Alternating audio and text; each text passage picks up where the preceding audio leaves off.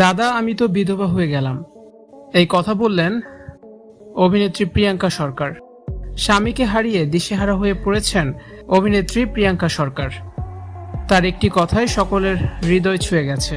Viewers, পুরো ভিডিওটি শুরু থেকে শেষ পর্যন্ত দেখে অবশ্যই আপনার মতামতটি জানিয়ে দিন। স্বামী রাহুলের মৃত্যুর পর প্রিয়াঙ্কা সরকার যেন এখন আর নিজের ভেতরে নেই।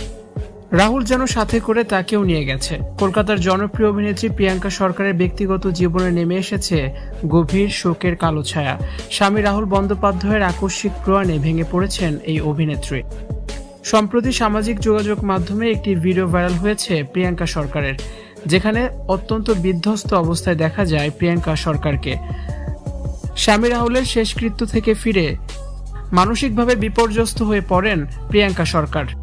ভাইরাল হওয়া একটি ভিডিওতে দেখা যায় সাদা রঙের সাধারণ কুর্তি পরে ভিড়ের মধ্য দিয়ে হাঁটছেন প্রিয়াঙ্কা সরকার। তাকে দেখে মনে হবে তিনি যেন পাগল হয়ে গেছেন। তার চোখে মুখে স্পষ্ট ফুটে উঠেছে প্রিয়জনকে হারানোর যন্ত্রণা, বেদনা। তাকে সান্ত্বনা দিতে আসেন অনেকেই। প্রিয়াঙ্কা একজনকে বলেন, দাদা আমি তো বিধবা হয়ে গেলাম। আর এই একটি বাক্য উপস্থিত সবার হৃদয়ে স্পর্শ করেছে। রাহুলের মৃত্যুতে পুরোপুরি ভেঙে পড়েছেন প্রিয়াঙ্কা সরকার।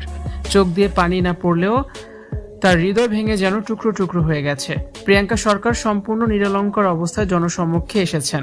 তাকে ঘিরে থাকা অনুরাগী এবং সংবাদ মাধ্যমের ভিড় সামলাতে হিমশিম খাচ্ছে নিরাপত্তা কর্মীরা।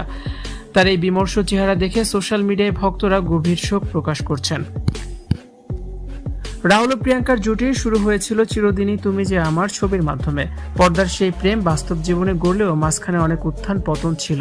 সব কাটিয়ে যখন তারা আবার একে অপরের কাছাকাছি এসেছেন, ঠিক তখনই আবারও বিচ্ছেদ। এই বিচ্ছেদ মেনে নিতে পারছে না তাদের সহকর্মী ও ভক্তরা।